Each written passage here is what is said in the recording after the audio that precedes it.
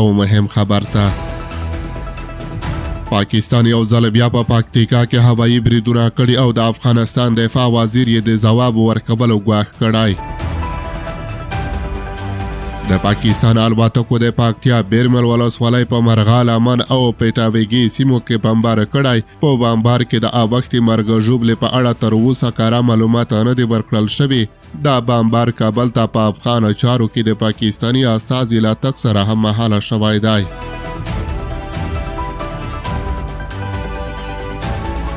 راپورونه وایي چې دغه هوایي بریدونه د بیرمل ولسوالۍ په لمن، مارغه او ولې وسط سیمو کې شوي دي. سرچینې وایي چې لومړی 2 بې پایلوټه الوتکې راغلې او وروسته جیټ الوتکو پر مختلفو سیمو بمونه غورځولي دي.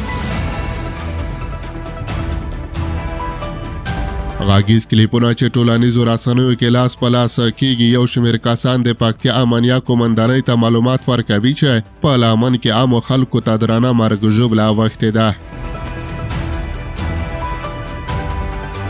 په ټولنیزو رسنیو کې خپاره شوي عکسونو او ویډیوګانو کې ډېر شمېر جسدونه لیدل کېږي چې اکثره یې ماشومان او ښځینه دي، خو کومې خپلواکې سرچینې بشپړ شمېر نه ده اعلان کړی.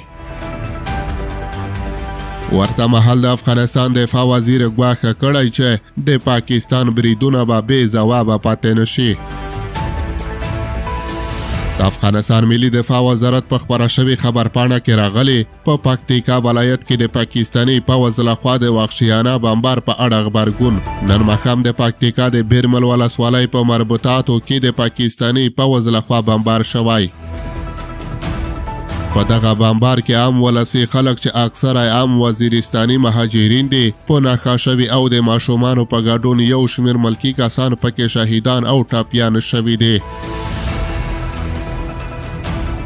د افغانستان اسلامي امارت او دغه وحشیانه عمله د ټولو نړیوالو اصولو خلاف کړنه او تجاوز بولي او په کلکه یې غاندي پاکستان اړخه باید پوه شي چې دغه ډول خپلسري عمل به د هېڅ ستونزې حل نه وي.